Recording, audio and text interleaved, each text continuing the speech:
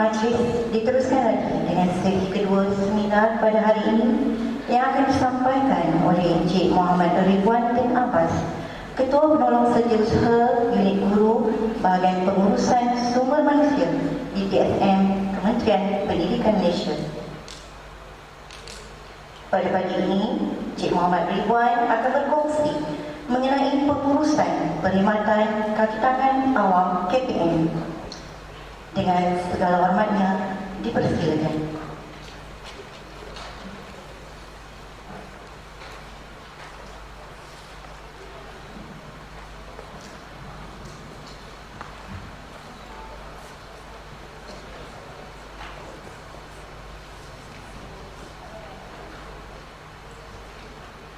Bismillahirrahmanirrahim. Alhamdulillahillazi an'amana bi ni'matil iman wal islam wa nusalli wa nusallim ala khairil anam sayyidina Muhammad wa ala alihi wa ashabihi ajma'in. Subhanaka la ilma lana illa ma 'allamtana innaka antal alimul hakim. Rabbi shrah lana sudurana wa yassir lana umurana wahlul 'uqdatam min lisanina yafqahu aqwalana. Assalamualaikum warahmatullahi wabarakatuh. Salam sejahtera, selamat pagi semua. Apa khabar? Kita dah bersemangat sikit pagi ni semua. Saya ucapkan terima kasih kepada Puan Musi Majlis, Cik Fakti, sahabat saya, Cik Sadi, sahabat saya, seterusnya tuan-tuan, puan-puan, kaunselor-kaunselor yang dihormati dan dirahmati Allah sekalian. Alhamdulillah, pada pagi ini saya telah diamanahkan oleh JPN Selangor bersama dengan tuan-tuan dan puan. Saya ucapkan terima kasih kepada JPN Selangor, terutama sektor psikologi dan kaunseling, kerana telah memberikan BPSM peluang dan ruang untuk bersama-sama dengan tuan-tuan dan puan-puan. Saya telah diamanahkan untuk bercakap berkaitan dengan kita pergi tajuk yang lebih spesifik, macam mana tata cara untuk menguruskan pegawai-pegawai yang ada permasalahan berkaitan kesihatan, berkaitan isu-isu perkhidmatan, berkaitan isu-isu cuti. Kalau ikutkan perkara ni 2 jam tu memang tak memadai, tapi saya akan cuba sampaikan seboleh dan sebaik mungkin. Slide saya macam mana lah, saya tak nampak. Tajuk taklimat jawatan kumpulan. Okey, tak apa. Sepanjang taklimat saya ataupun perkongsian saya dengan tuan-tuan dan puan-puan, saya boleh beri ruang dan peluang tuan-tuan dan puan bertanya pada bila-bila masa, ya. Pada bila-bila masa berkaitan dengan tajuk yang hendak saya sampaikan. Dah keluar ada slide. Isu-isu berkaitan urusan pegawai-pegawai dalam jawatan kumpulan ataupun kita akan panggil sekarang ni pool. Sebab saya diamanahkan untuk cerita lebih sikit berkaitan dengan perkara ini, jadi kita akan share dengan tuan-tuan dan puan-puan apakah peranan masing-masing, ya. Peranan masing-masing dalam menguruskan rakan-rakan kita, sahabat-sahabat kita, anak-anak buah kita, guru-guru kita yang ada isu berkaitan dengan perkara ini. Okey, tuan-tuan dan puan-puan. Okey, kita tengok next slide. Untuk tuan-tuan dan puan-puan, yang saya nak tekankan pada pagi ini ialah berkaitan dengan isu perkhidmatan. Adakah pegawai yang berada dalam jawatan kumpulan ni, macam mana kita nak uruskan? Ataupun pegawai yang belum masuk jawatan kumpulan, yang ada masalah kesihatan, yang terutama yang ada masalah mental, yang ada berkaitan isu-isu penyakit parah dan sebagainya, apa yang kita nak buat? Bagaimana status penilaian dia? Bagaimana status cuti dia? Apakah implikasi kepada pegawai ini sekiranya tidak hadir bertugas?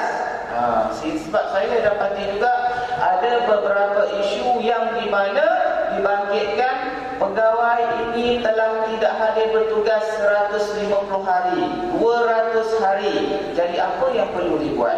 Dan kita akan sentuh juga berkaitan dengan penubuhan lembaga perubatan. Sebab kadang-kadang ada pegawai bimbang, dia dah sebut lembaga perubatan, dia kata saya tak nak saya tak nak bersara lagi. Saya masih muda, saya masih gagah, saya masih kacak lagi katanya. Bagaimana kita nak buat? Adakah lembaga perubatan ini semata-mata untuk bersarakan pegawai? Adakah ianya digunakan instrumen lembaga perubatan ini untuk bersarakan saja? Kita akan tengok. Dan apakah implikasi kalau pegawai ini tidak mahu dirujuk kepada lembaga perubatan? Sebelum tu di kementerian saya menguruskan urusan-urusan bersara pilihan, isu-isu berkaitan persaraan, isu-isu berkaitan dengan jawatan kumpulan, penamatan perkhidmatan, perkara-perkara berkaitan dengan pertukaran jawatan-jawatan tertentu, kader dan sebagainya. Okey. Sebelum itu kita lihat ya, apa yang saya nak terangkan pada pagi inilah. Yang pertama, latar belakang jawatan kumpulan. Jawatan kumpulan tuan-tuan dan puan-puan ditubuhkan di Kementerian Pendidikan Malaysia, diwujudkan sejak tahun 1998. 1998 kepada ditambah baik melalui berkeling SPP KPM bilangan 2 tahun 2009. SPP KPM bilangan 2 tahun 2009. Daripada 2009 sehingga tahun 2020 terdapat beberapa penambahbaikan yang dibuat melalui surat-surat edaran, peraturan-peraturan terkini yang dikeluarkan oleh agensi pusat iaitu JPA bersama-sama dengan Kementerian Pendidikan juga. Kita ada keluarkan beberapa surat edaran. Okey, kita pergi seterusnya, kita tengok. Tuan-tuan dan puan-puan, pegawai yang macam manakah? Next slide. Pegawai yang macam manakah yang kita boleh rujuk ke jawatan kumpulan? Adakah kita nak rujuk pegawai dalam jawatan kumpulan ni, kita kena tanya dia? Adakah perlu kita tanya dia? Saya bercadang nak masukkan cik dalam jawatan kumpulan. Cik setuju atau tidak? Perlu tak kita tanya dia? Tapi pada kali ikutkan SPP KPM 2009, Ketua Jabatan kalau beranggapan seseorang pegawai tersebut perlu masuk dalam jawatan kumpulan disebabkan perkara-perkara seperti dalam senarai yang ditunjukkan dalam layar tersebut, dia ada dua pilihan. Sama ada boleh maklumkan kepada pegawai, tapi secara berhemahnya eloklah maklumkan. Eloklah maklumkan secara berhemahnya. Tapi kalaulah pegawai enggan dan sebagainya, kita boleh masukkan terus pegawai dalam jawatan kumpulan. Kerana untuk masukkan pegawai dalam jawatan kumpulan tak perlu memohon atau meminta kebenaran pegawai, kerana tanggungjawab ketua jabatan sahaja boleh mencadangkan atau masukkan pegawai dalam jawatan kumpulan. Okey, ada soalan tak setakat ni? Kalau ada soalan, tak apa, lontarkan je. Sebab saya, kalau boleh kita buat sesi secara interaktif. Tak nak saya cakap seorang kat depan ni. Sebab saya nak dengar isu dan tempat tuan-tuan dan puan-puan. Sebab berkeliling ni, berkeliling slide ni saya bagi kepada tuan-tuan dan puan-puan. Dan tuan-tuan dan puan-puan boleh baca. Cuma saya nak tahu isu yang berlaku di tempat tuan-tuan dan puan-puan. Kalau saya tak boleh bagi solusi di sini, saya akan bawa kepada peringkat yang lebih tinggi, iaitu ke agensi pusat, JPA. Apakah dan bagaimanakah kita boleh selesaikan isu-isu terutama yang berkaitan dengan dasar. Kalau ada dasar-dasar, kalau ada perkara nak dibangkitkan, boleh pada bila-bila masa sahaja. Okey, alright. Dalam jawatan kumpulan ya tuan-tuan dan puan-puan, pegawai-pegawai kita boleh cadangkan masuk sekiranya mereka berada dalam situasi ini. Yang pertama, mengalami masalah penyakit yang berpanjangan.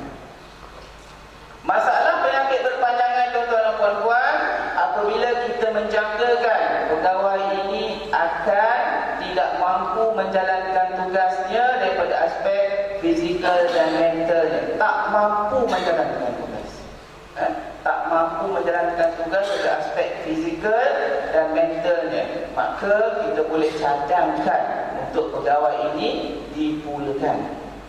Apabila seseorang pegawai itu dimasukkan dalam jawatan kumpulan, jawatan yang disandang di sekolah ke, di JPN ke, di PPE ke, akan kosong secara automatik.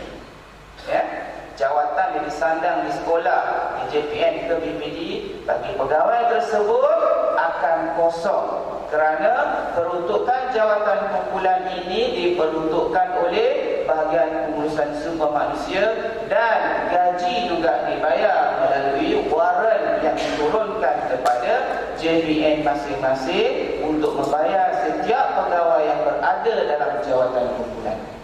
Okey, itu yang pertama. Yang kedua, bagaimana dengan keadaan status cuti dan sebagainya? Okey, pegawai-pegawai berada dalam jawatan kumpulan ni tuan-tuan dan puan-puan, semua urusan perkhidmatannya diuruskan seperti biasa. Tak bolehlah kalau kita kata duduk dalam jawatan kumpulan, dia boleh balik rumah tak payah buat kerja. Saya ada jumpa kes di satu negeri ni lah. Saya tanya mana pegawainya, kita dah suruh dia balik rumah kan, dia kata sebab dalam pool kan tak ada kerja. Tak boleh sudah balik rumah. Pegawai kena datang seperti biasa ke sekolah. Pegawai kena datang seperti biasa. Dalam kaedah pool, dalam jawatan kumpulan, kita taggingkan kepada dua kategori, ya. Berdasarkan kepada surat edaran bahagian pusat sekolah harian November 2016, bertarikh November 2016, telah taggingkan kepada dua kategori pegawai yang dimasukkan dalam jawatan kumpulan, iaitu yang pertama, kategori pool pengurusan. Ada tak siapa yang tak faham maksud pool pengurusan ni? Maknanya semua turun tangan tu faham lah tu, ya. Sebab saya tak suruh kat kanan betul kan? Okey, alright. Pool pengurusan. Yang kedua, pool akademik. Bezanya di mana? Tuan-tuan dan puan-puan, apabila pegawai dipoolkan dalam kaedah jawatan kumpulan ni, kalau dipoolkan dalam pool pengurusan, pegawai boleh untuk tidak mengajar. Ya. Pegawai boleh untuk tidak mengajar dan ketua jabatan boleh memberikan tugas-tugas lain yang difikirkan sesuai apa tugas selain daripada mengajar. Kerana pada pandangan ketua jabatan, pegawai ini tidak berkeupayaan daripada aspek mental dan fizikal dia untuk mengajar. Dia boleh. Okay? Yang kedua, kalau pegawai ini mampu mengajar walaupun satu waktu tu terpulanglah 40 minit ke 35 minit ke terpulanglah, jadi dia boleh mengajar pada satu waktu, maka dia boleh diberikan tugas mengajar. Okey, ada yang tanya, macam mana nak nilai pegawai seorang guru yang tak mengajar? Siapa tahu macam mana nak nilai seorang pegawai yang dipoolkan dalam tagging pool pengurusan ni tadi? Sebab dalam kaedah penilaian juga, kita dapati baru-baru ni bila kita bentang dekat mesyuarat PPSM induk yang di mana KSU yang chair, ada beberapa perkara timbul di mana pegawai ini sepatutnya tak dinilai dari instrumen PDP, tapi dinilai dari instrumen PDP, maka markah dia rendah. Implikasi kepada markah yang rendah itu akan menyebabkan nama pegawai dimasukkan dalam exit policy. Jadi untuk mengelakkan markah-markah yang salah nilai ini, bahagian sekolah harian telah keluarkan surat edaran supaya yang sakit ini dibahagikan kepada dua tagging. Yang pertama pool pengurusan, yang kedua pool akademik. Jadi untuk menilai pegawai-pegawai yang berada dalam jawatan ataupun tagging pool pengurusan ini, mereka boleh dikemaskini, ya. Dia boleh dikemaskini kaedah penilaian tersebut apabila penilaian bersepadu punya sistem e-prestasi itu dibuka untuk dikemaskini. Ketua jabatan boleh buka penilaian daripada PDP kepada PTB. Ya, dia boleh tukarkan dalam penilaian bersepadu. Kita ada pelbagai kaedah. Yang pertama PDP, kita ada PTA bagi guru besar dan pengetua, kita ada PTB untuk penilaian guru-guru yang tidak mengajar, iaitu guru-guru yang berada di JPN, PPD, bahagian KPM dan sebagainya. Kaedah penilaian guru pool yang tagging pool pengurusan hendaklah dinilai dari instrumen PDP. Kalau kita nilai di PDP, bermaksud kita tak boleh bagi markah kerana dia tidak mengajar. Dalam penilaian bersepadu, dia punya skala 1 sampai 4. Kalau kita bagi semua 1, kita akan tahu markah akhir dia akan jadi 25%. Apabila bagi 25%, nama pegawai ini automatik akan masuk dalam senarai pegawai exit polisi. Tapi kita semak, pegawai ini sepatutnya dinilai di instrumen yang lain, bukan instrumen PDP. Itulah jadi perkara tersebut. Yang kedua, penilaian PDP ni tadi, dia boleh buat penilaian kepada pegawai itu setakat kemampuan dia. Sebab ada juga mitos yang kata, kalau pegawai pool tak boleh bagi markah 80. Ini saya biasa dengar, pergi mana-mana kan, kata, yang ni pegawai itu kata, cik ni kata, tak boleh bagi markah 80 kalau masuk dalam pool katanya. Untuk makluman tuan-tuan dan puan-puan, penilaian prestasi berdasarkan kepada Perkeliling Perkhidmatan Bilangan 4 tahun 2002, Perkeliling Perkhidmatan Bilangan 4 tahun 2002, ya, dibaca dengan Surat Perkeliling Perkhidmatan Bilangan 2 tahun 2009, Surat Perkeliling Perkhidmatan Bilangan 2 tahun 2009, di mana penilaian prestasi perlu dibuat kepada pegawai yang hadir ke pejabat lebih daripada 180 hari. Ya, lebih 180 hari pegawai itu hadir ke pejabat, dia layak untuk dinilai. Ada juga isu yang di mana pegawai ini cuti barah setahun pun ada penilaian. Sepatutnya kalau pegawai tadi cuti barah, duduk dalam pool, tak hadir ke pejabat lebih 180 hari, pegawai tak perlu untuk dinilai. Yang ini juga masuk ke dalam PPSM hidup baru-baru ini, dan saya yakin kita dah keluarkan surat ke semua JPN. PPSM hidup memutuskan mana-mana pegawai yang tak layak dinilai perlu dimansuhkan markah dia. Kenapa perlu mansuhkan? Kerana apabila seseorang pegawai yang cuti barah selama tempoh 1 tahun, berdasarkan Perkeliling 4 2002, dia ni tak layak dinilai kerana kehadiran dia ke sekolah kurang 180 hari. Yang pertama.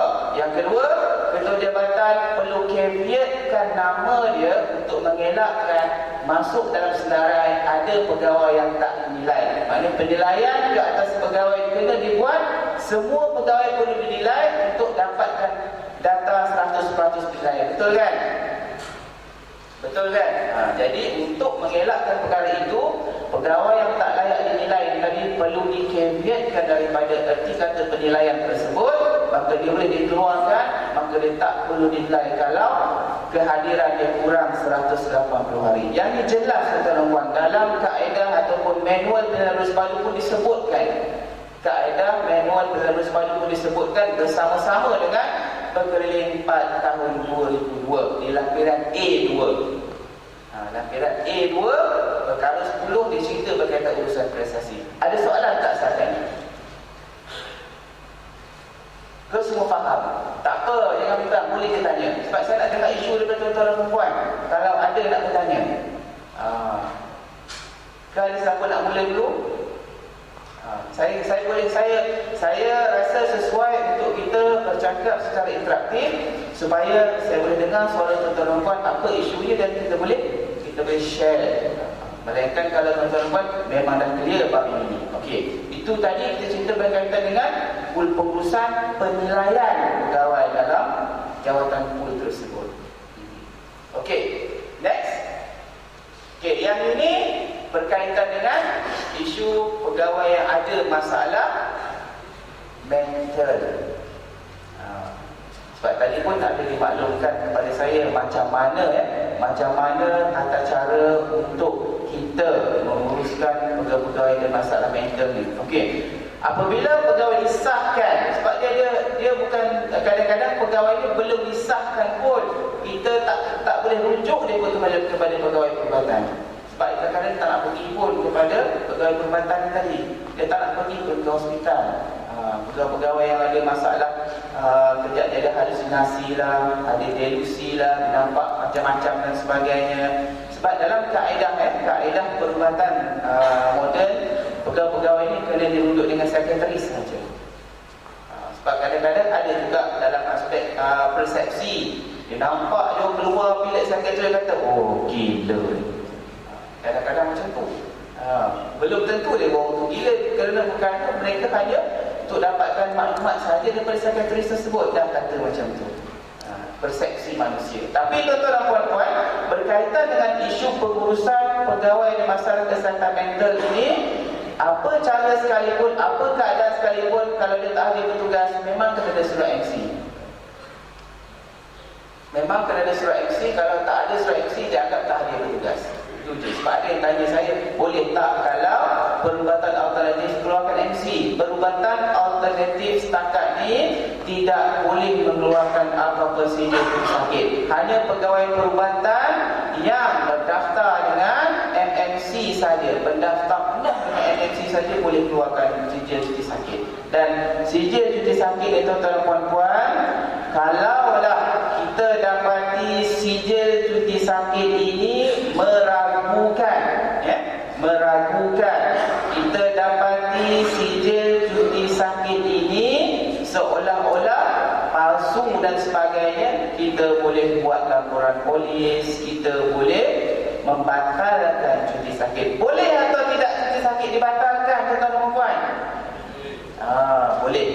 Sebagai ketua jabatan, cuti sakit boleh dibatalkan.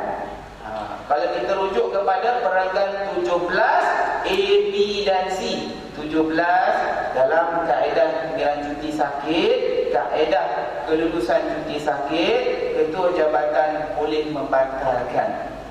Okey. Dalam perenggan 17 bab C 974 dia dinyatakan seseorang pegawai yang dapat sijil cuti sakit, syaratnya ialah pegawai disyaratkan untuk berada di rumah dan di hospital sahaja. Ya.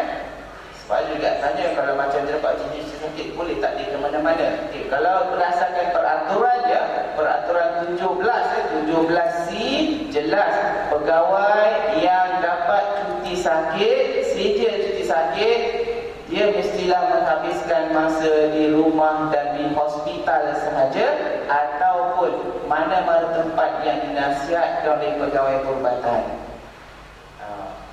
Maksudnya sekarang ni, kalau dia berada di luar daripada tempat tersebut yang bukan dinasihatkan pegawai perubatan, ketua jabatan boleh batalkan cuti sakit dia. Okey, ada nak tanya? Okey, clear? Alright. Berapa lama tempoh cuti sakit yang boleh diluluskan? Kalau cuti sakit swasta, berapa lama tempoh cuti sakit boleh diluluskan? Ya? Berapa hari? 15 hari.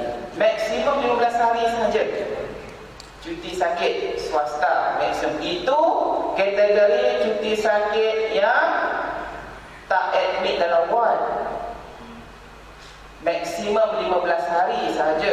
Kalau pegawai ini admit dalam ward, maksimum cuti sakit dia, tak kira swasta ataupun kerajaan, maksimum 180 hari juga. Ya. Cuti sijil cuti sakit swasta, kalau admit dalam ward, maksimum 180 hari. Kalau tak admit dalam ward, maksimum dia 15 hari sahaja. Berdasarkan kepada Perkelip Perkhidmatan Bilangan 2 tahun 2006. Perkelip Perkhidmatan Bilangan 2 2006 mensyaratkan sijil sakit swasta kalau tak admit dalam ward 15 hari, kalau admit dalam ward 180 hari. Apa jadi kalau dia ambil terlebih 15 hari? Apa jadi? Apa yang kita boleh buat kepada pegawai ini? Kita boleh minta dirujuk kepada mana-mana pegawai kesihatan kerajaan yang akan gunakan Okey, kita anggap sebagai endorsement ataupun tanda tangan timbal untuk mengesahkan cuti sakit itu boleh dimasuk kira dalam cuti sakit yang termasuk dalam kerajaan punya perkiraan. Maknanya 180 untuk kerajaan, 15 untuk swasta yang tu 15. Okey.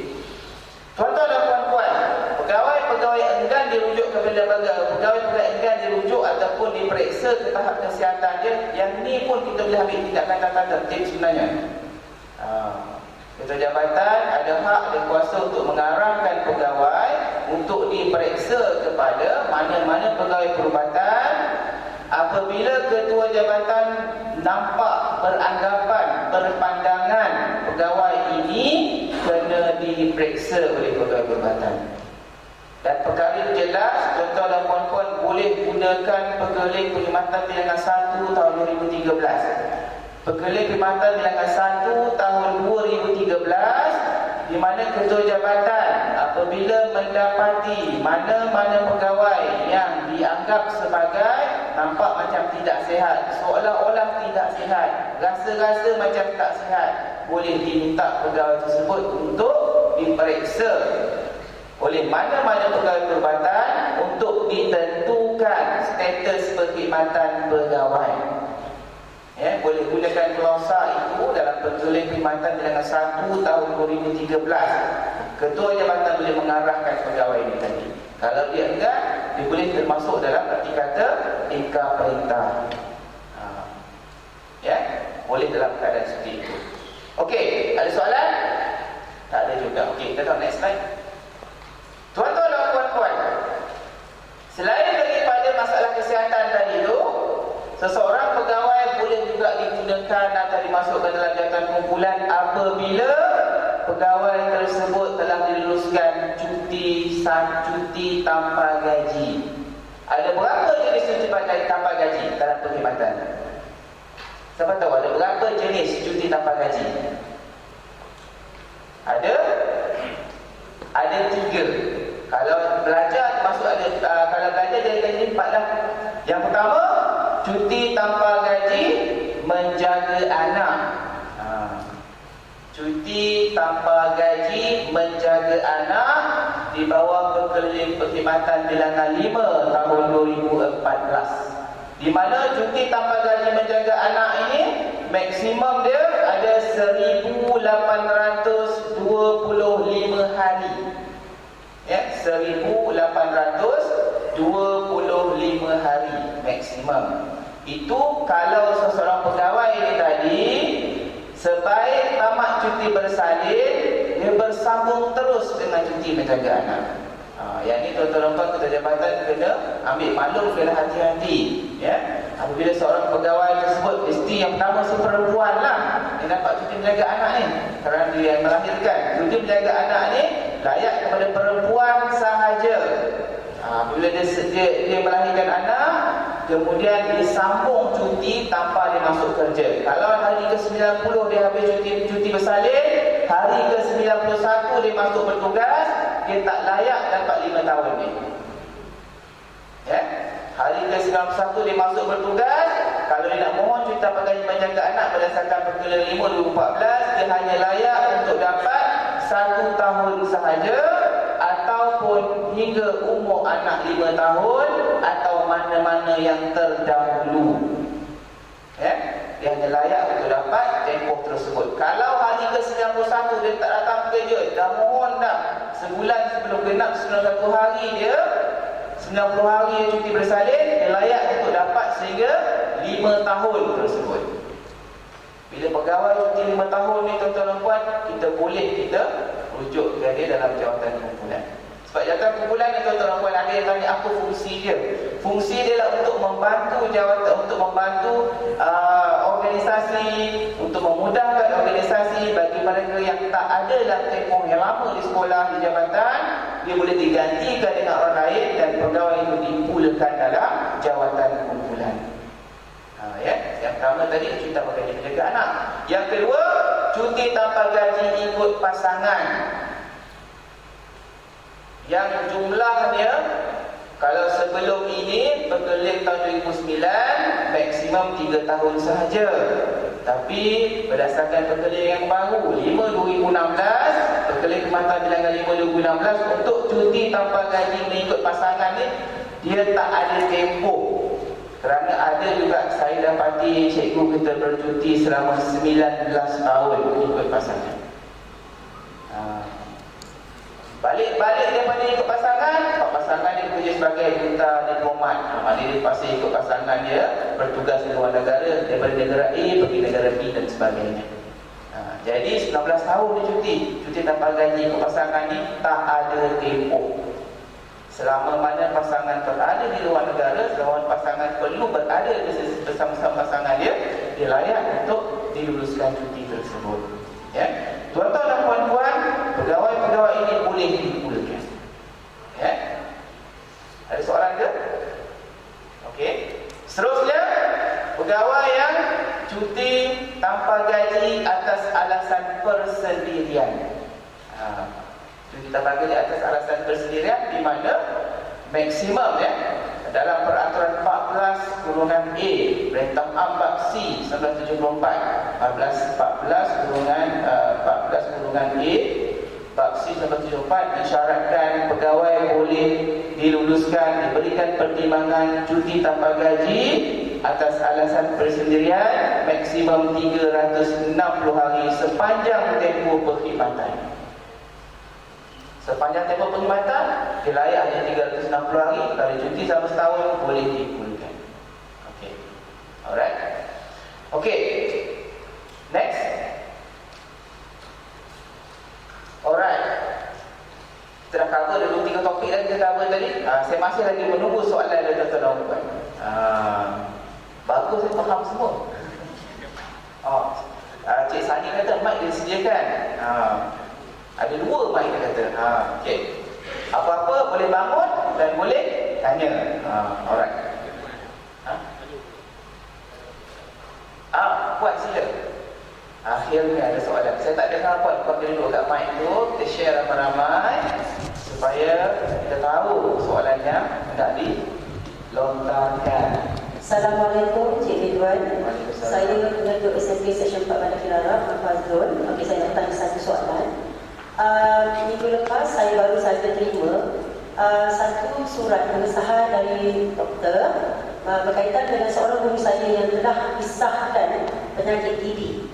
Jadi dalam dioperasi kami dah tagging dia sebagai penyakit TB dan cuti TB ini adalah setahun.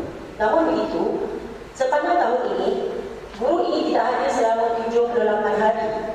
Dan kami memang selama ini kami jadi sebagai cuti sakit berpanjangan. Dan surat pengesahan TB itu baru sahaja kami terima. Jadi kalau saya lihat pada slide tadi, 180 hari baru kita boleh masukkan dalam kategori pool. Jadi untuk situasi bagi guru saya ini, adakah saya dah boleh mohon untuk pool ataupun saya perlu nanti lagi? Kerana sekarang kami kekurangan guru. Jadi saya harap Cik Ridwan dapat bantu. Terima kasih. Okey. Dalam kategori pool tadi, yang pertama sakit berpanjangan. Betul. Sakit berpanjangan macam contoh sakit stroke, kecederaan yang dihadapi masa bertugas, supaya dia dapat cuti 90 hari, tambah lagi 90 hari. Itu sakit berpanjangan. Tapi bagi kes-kes khas, kita anggap ada cuti-cuti khas. Contoh cuti khas ni, bagi orang yang ada penyakit barang, dia akan dapat cuti khas untuk barang. Bagi mereka yang disahkan penyakit booster, dia akan dapat cuti khas untuk booster. Bagi mereka yang ada masalah penyakit TB yang disahkan TB, dia cuti khas untuk TB. Macam penyakit barang tadi tu, dia layak untuk diberikan cuti sakit maksimum 730 hari. 730 hari ataupun 2 tahun ni bergantung kepada jumlah cuti sakit, sijil cuti sakit yang dikeluarkan oleh pegawai perubatan yang merawat. Kalau pegawai perubatan keluarkan 30 hari, maka 730 tolak 30 tinggal 700. Dia keluarkan 70, 730 tolak 70 tinggal 100. Macam tu. Okay. Dia biasanya tak akan keluarkan terus 2 tahun. Macam kes yang puan-puan sebut tadi, maksimum cuti TB ialah 365 hari. Kalau 365 hari, kalau dia bagi 80 hari, maksudnya cuti dia baru 80 hari. dalam 1 tahun kalender tersebut, kalau dia layak sehingga 180 hari, cuti TPD boleh kita cadangkan untuk masuk ke dalam jawatan kumpulan. Sebab untuk kes jawatan kumpulan ni kan, yang pertama sakit berpanjangan, yang kedua disahkan barang, booster dan TB, boleh kita rujuk kepada pegawai di dalam jawatan kumpulan. Ya, okey. Ada soalan lain? Okey, buat sudah. Kita kena start sabar. Assalamualaikum warahmatullahi wabarakatuh. Waalaikumsalam warahmatullahi wabarakatuh. Saya nak tanya tuan, dia cakap tadi boleh kita teruskan di atas alasan persendirian. Kategori persendirian yang macam mana tu yang boleh kita luruskan? Tentu pegawai kena memberi sebab pada ketua jabatan, ataupun saja-saja dia kata dia ada urusan dekat Sarawak atau apa. Sebab kita boleh luruskan cuti 360 hari, lama tu. Okey, sekian, terima kasih. Okey. Kalau A kecil itu bermaksud ketua jabatan boleh meluluskan pegawai yang mohon cuti tanpa gaji atas alasan persendirian. Alasan persendirian bermaksud atas apa-apa alasan sekalipun. Maksudnya sekarang ni dia kata saya nak jaga family. Saya nak jaga adik, saya nak jaga ayah contohnya kan. Lepas tu saya perlukan cuti ni untuk berehat, mencari ketenangan. Boleh diluluskan dengan syarat kalau nak luluskan 360 hari ini, pegawai mestilah berkhidmat sekurang-kurangnya 12 tahun. Kerana cuti ini layak dikumpul apabila genap 1 tahun perkhidmatan dia layak 30 hari. 1 tahun perkhidmatan layak 30 hari, 2 tahun dapat 60 hari, sehinggalah dia dapat tempoh maksimum 12 tahun, barulah dia layak untuk dapat 360 hari tersebut. Kalau perkhidmatan bawah 8 tahun, boleh kira lah 8 darab dengan 30, baru 240 hari sahaja. Dia kena ikut prinsip dia. Kita boleh luluskan dengan syarat prinsip tu kena dipatuhi. Kalau dia boleh 4 tahun, saya tak cuti tambah gaji, dia kata 4 tahun baru 120 hari. Maknanya 120 hari saya. Ya? Okey, dia kena ikut berdasarkan prinsip dan tempoh melayakkan. Dia tak automatik secara yang kita kata hari ni berkhidmat layak terus.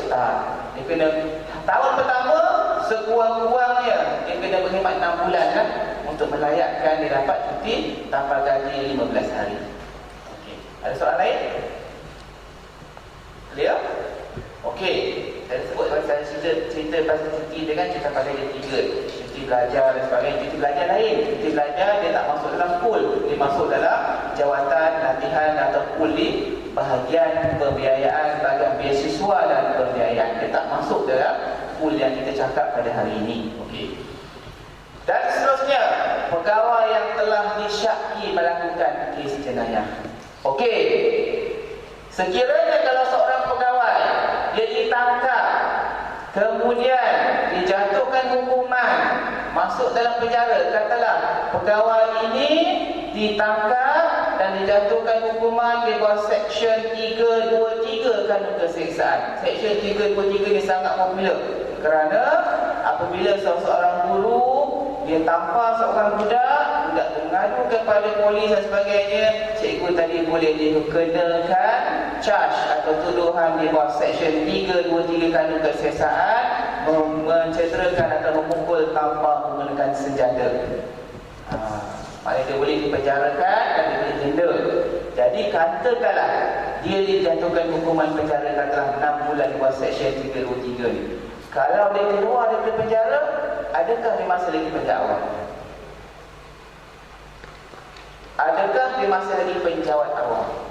Maknanya contoh rumah sebagai pengetua, sebagai pengusaha, tiba-tiba lah ada kes ni, dah kena penjara, balik daripada penjara, datang ke sekolah, apa nak buat?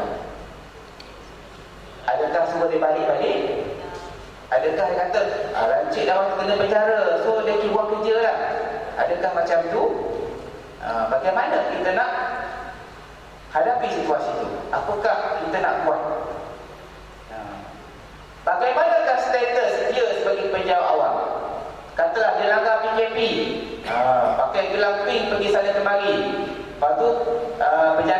COVID sana sendiri, dia kena penjara 5 bulan, denda 12,000 contoh. Keluar dari penjara, adakah dia penjara awam lagi? Adakah dia masih penjara awam? Ada kaitan dengan kes ni.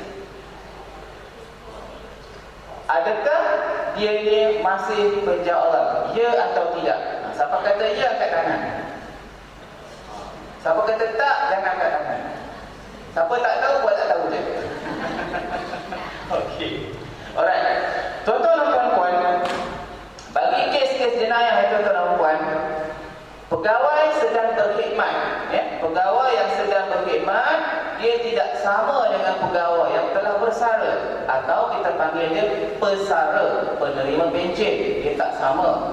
Apabila seseorang pegawai ini tadi ditangkap, dibawa masuk dalam lokap, direman dalam tempoh 1 hari ke 7 hari ke dan sebagainya, tempoh reman tersebut adalah dianggap pegawai ini bertugas rasmi. Lepas tu dia tanya pula, kata kalau reman 14 hari, kira cuti macam mana tu dia tu? Adakah cuti tanpa gaji, adakah cuti tidak?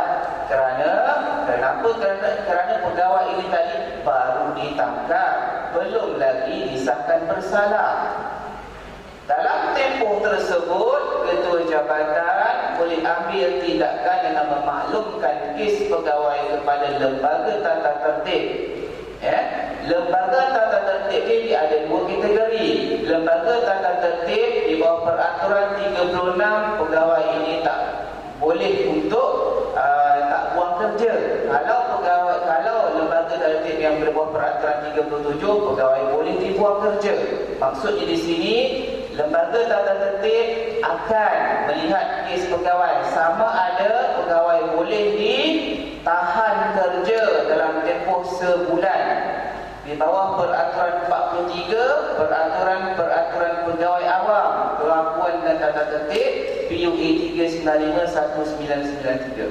Okey, di bawah peraturan tersebut, pegawai boleh ditahan kerja. Okey. Dalam tempoh sebulan, selesai siasatan, ada prima facie, pegawai tadi dituduh di mahkamah. Bila tuduh di mahkamah, pegawai boleh ditahan kerja dalam tempoh tertentu sehingga selesai perbicaraan, dan penahanan kerja tersebut dibuat di bawah peraturan 44, peraturan yang sama saya sebut tadi, PUA 395/1993. Peraturan 44 dah boleh tahan kerja, dan dari aspek gaji, tahan kerja dalam tempoh sebulan yang awal tadi itu bergaji penuh. Pegawai tahan kerja dalam tempoh sebulan bergaji penuh. Kemudian dituduh di mahkamah dalam tempoh pembicaraan, kalau pegawai tahan kerja di bawah peraturan 44, pegawai hanya akan dapat separuh gaji pokok. Okey, itu sampai tahap pembicaraan. Pegawai belum lagi dijatuhkan bersalah. Jadi pegawai masih bekerja orang ditahan kerja. Okey. Dan seterusnya, sekiranya kalau pegawai dijatuhkan hukuman bersalah, bersalah.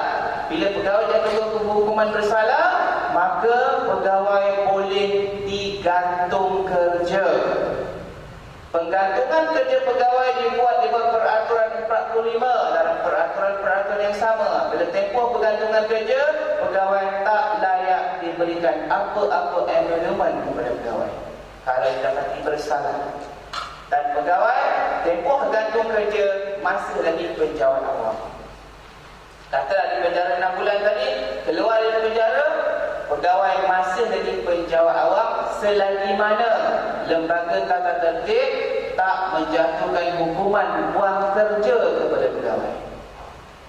Kena jelas, pegawai yang ditangkap, pegawai yang dijatuhkan hukuman bersalah, pegawai yang dipenjarakan selagi mana lembaga tata tertib tak menjatuhkan hukuman pegawai di bawah peraturan 38(G) buang kerja, maka pegawai masih lagi penjawat awam.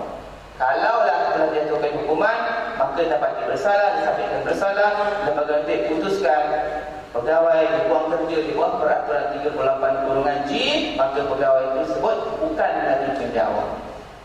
Jelas ya?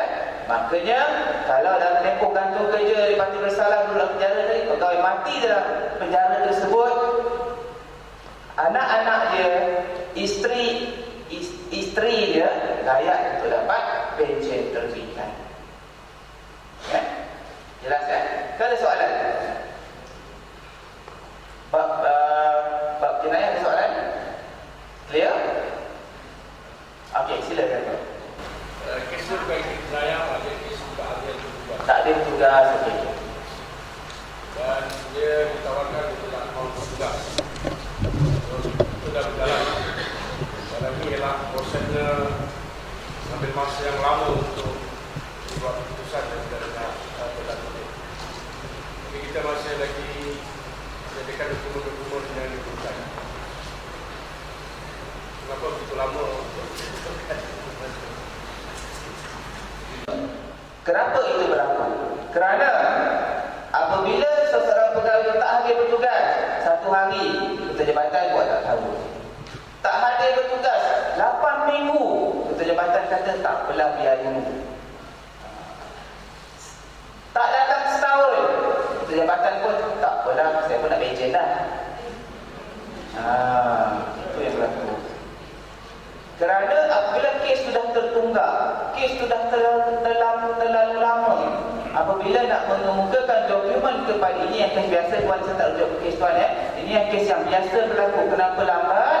Apabila kes-kes contoh tahun 2014 baru nak siasat 2020. Kerana 2020 masuk pengetua baru, dia semangat sikit. Dia kata, ini kes apa tak selesai dah. Kita buatlah, dia kata, baru nak buat.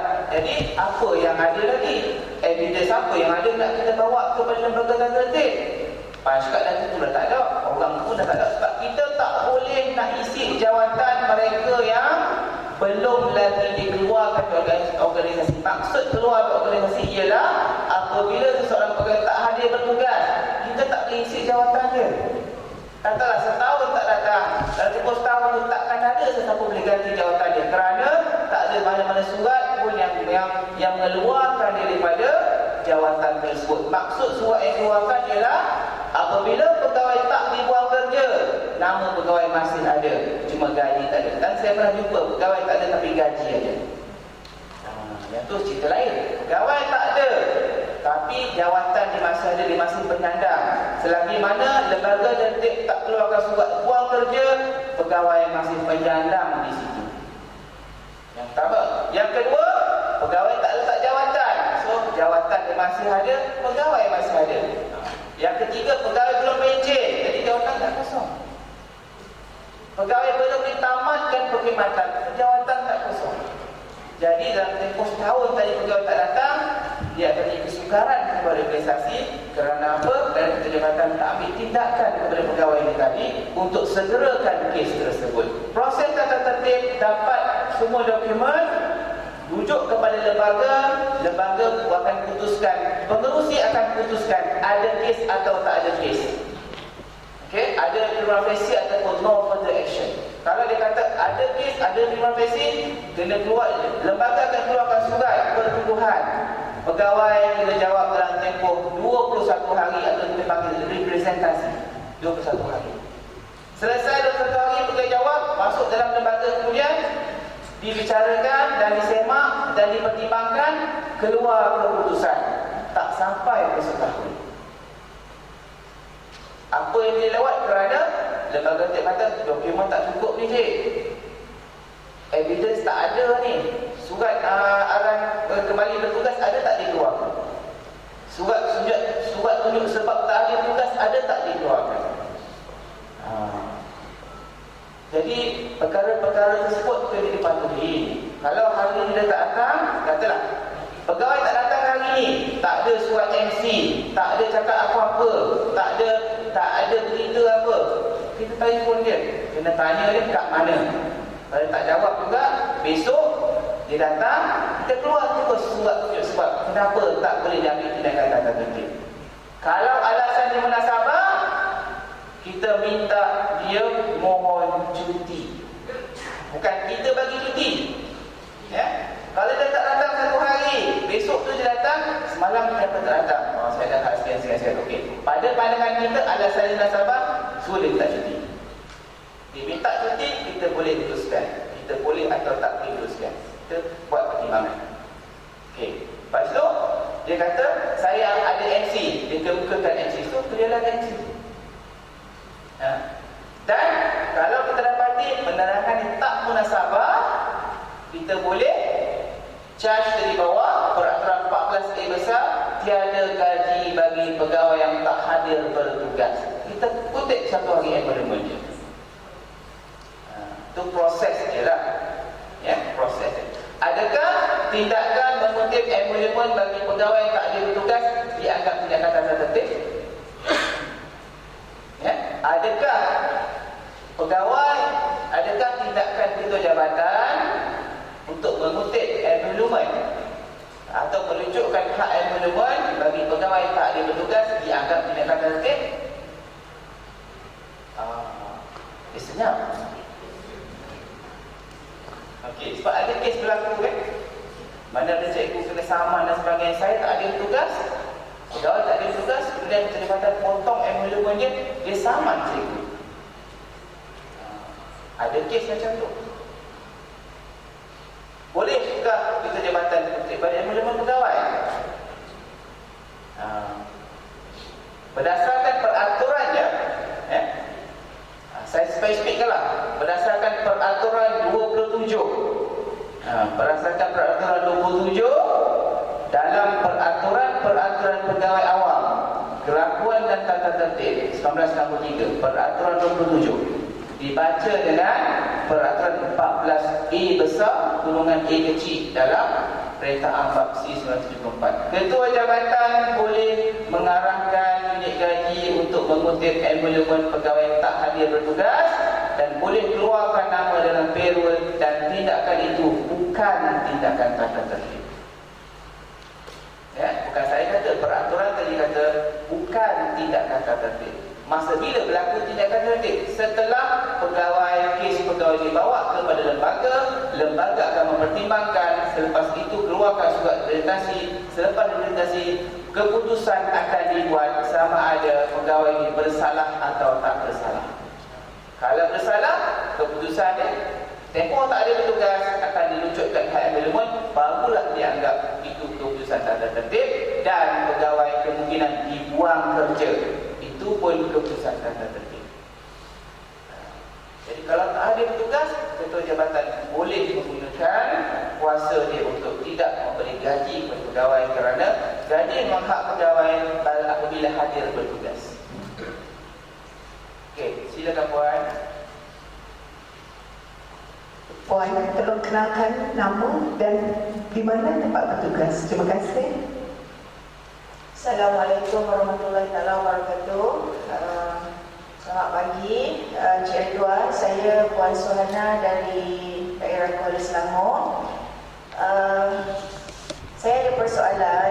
Jika ada seorang pegawai memaklumkan, contohnya hari ini beliau MC, tetapi keesokan harinya bila hadir, kita tanya mana MC, beliau tak dapat nak tunjukkan MC tersebut. Jadi persoalan saya, jika masih ada lagi baki CRK, adakah kita perlu gunakan yang itu dahulu ataupun kita terus pergi kepada pemotongan gaji lagi? Terima kasih. Menguruskan pegawai tak ada bertugas yang JPA keluarkan pada tahun 2010. Panduan mengurus pegawai tak ada bertugas yang JPA keluarkan tahun 2010. Okey. Kita baca bersama-sama dengan Pergiliran 8 2017 berkaitan dengan CRK, kriteria khas. Okey, baca lagi kriteria 14A besar tadi dengan 27/123 tadi. Okey. Dalam hal ni, apa yang saya sebutkan tadi tu, ketua jabatan tanya dia. Dia kata dia MC. Besoknya tu ketua jabatan tanya lagi, mana MC? Dia kata tak ada MC. Bila kata tak ada MC, dia kena keluarkan satu surat tunjuk sebab kenapa tak boleh ambil tindakan. Dan kalau dia jawab surat tu, alasan dia munasabah, dia tak ada MC tapi ada alasan munasabah yang lain, maknanya dia jaga anak dia sakit ke, isteri dia sakit ke dan sebagainya, apa-apa alasan yang kita fikirkan munasabah, kita minta dia mohon cuti. Bukan kita tolak cuti, tak. Bukan, dia tak ada prinsip mengatakan dia tak datang, kita tolak cuti dia. Tak, dia tak begitu. Dia kena mohon cuti. Kita minta dia mohon cuti. Kita tak boleh tolak cuti dia. Kita minta dia mohon kemudian kita boleh dengan pertimbangan sama luluskan atau tidak. Kalau kita beranggapan kita tak nak luluskan cuti dia, kita boleh kutip bank dia. Tapi kalau kita beranggapan tak apalah, cuti masih ada, dia pun dah mohon, kita luluskan cuti dia, CRK ke CRT ke tak ada isu. Dengan syarat dia punya CRK tadi tu prorata dia kena ambil kira.